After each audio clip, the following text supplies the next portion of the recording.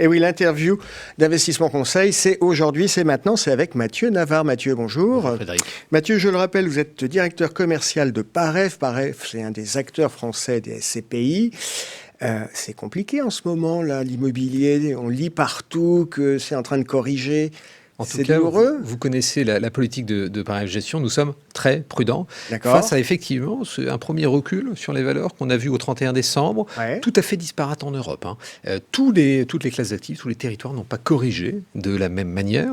Mais qu'est-ce qui a le plus souffert alors en Europe ? L'Europe du Nord a très clairement bien souffert lorsque on a vu des premiers repricing relativement plus mesurés sur le reste de l'Europe. Et la France est certainement l'un des derniers territoires encore à ne pas avoir forcément corrigé. Ça veut dire que ça va corriger ? Est-ce qu'il faut être optimiste ou est-ce qu'il faut s'inquiéter du fait qu'on n'est pas encore corrigé ? Alors, ça veut dire qu'il faut être extrêmement prudent. Autre marqueur que nous avons pu constater, au premier trimestre 2023, nous avons 60% de transactions en moins au niveau européen que ce qui a été réalisé il y a un an, c'est-à-dire au premier trimestre 2022.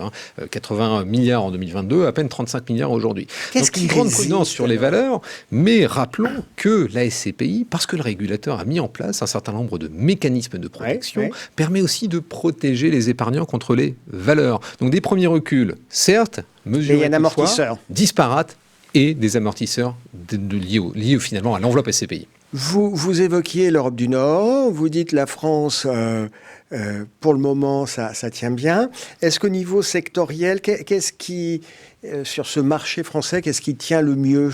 Qu'est-ce qui nous rend confiants ? Qu'est-ce qui doit nous rendre confiants ? Alors, le pari intramuros tient, c'est-à-dire que les valeurs n'ont pas chuté, il y a toujours autant d'échanges. Et en revanche, on voit que sur les actifs qui sont beaucoup moins recherchés, peut-être en périphérie, il y a des temps d'arrêt qui sont marqués. Le nord de la couronne parisienne est complètement à l'arrêt, par exemple. Donc on en revient, et on en parlera très certainement, aux fondamentaux de l'immobilier. Les bons emplacements persistent et résistent lorsque les moins bons emplacements et les actifs peut-être de moins bonne qualité sont moins au rendez-vous. D'accord, ok, c'est clair. Côté performance, ce premier trimestre, ça a donné quoi ?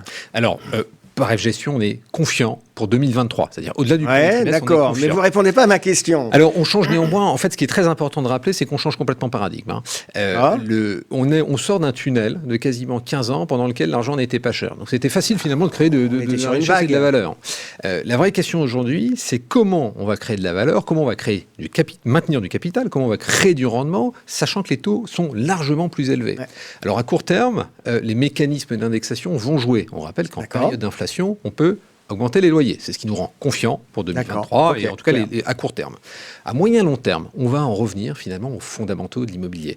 Et en répondant à la question suivante, finalement, qu'est-ce qui fait que mon actif va attirer un locataire digne de ce nom, qui sera prêt à me payer un loyer tel qu'on l'attend finalement. Eh bien, c'est un bon emplacement, c'est une bonne desserte, c'est un bâti de qualité qui répond aux derniers usages attendus par ce locataire. Et on rejoint finalement tous les échanges qu'on a déjà eus d'ailleurs sur ce plateau, RSE, ISR.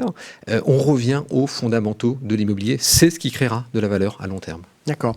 Changement de paradigme, ça veut dire qu'il faut s'y être préparé, parce qu'on ne change pas de monture comme ça, surtout sur de l'immobilier, il y a une certaine inertie. C'est un savoir-faire. C'est un savoir-faire. Paref Gestion, nous existons depuis plus de 30 ans maintenant. On a été créé en 1991, donc on a vu toutes ces vagues.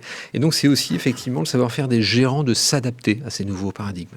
C'est quoi l'avenir ? Vous travaillez sur quoi en ce moment ? Vous me parlez du passé, c'est bien, c'est important, parce que ça veut dire que vous existez depuis un certain temps.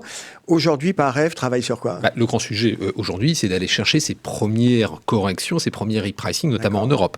Et je vous confirme qu'à l'instant de la réalisation de cet échange, nous avons 50 millions d'euros en exclusivité qui vont intégrer nos portefeuilles, notamment européens, et notamment en Allemagne. En exclusivité, ça veut dire quoi ? Alors en exclusivité, je vais même aller plus loin off-market. C'est-à-dire que ce sont des vendeurs qui s'adressent spécifiquement à Paref Gestion parce que nous avons un savoir-faire sur un territoire donné, parce que nous avons des garanties nécessaires, parce que nous achetons finalement sans avoir nécessité d'avoir recours au crédit, et qui viennent nous voir parce que ça les rassure. 50 millions en exclusivité, puis quasiment autant qui sont en cours d'analyse et quasiment finalisés. Ça, c'est une des grandes thématiques de 2023. D'accord. Produits, services aussi, non ? Bien sûr, un pied supplémentaire dans ce que nous souhaitons mettre en place pour Pareff Gestion, puisque nous lançons la capacité pour nos associés d'investir de manière programmée ou de réinvestir automatiquement leurs dividendes. C'était attendu. C'est un pied de plus, finalement, dans le grand projet que nous menons aujourd'hui pour Pareff Gestion. Oui, c'est simplifier la vie des investisseurs. C'est les accompagner au quotidien.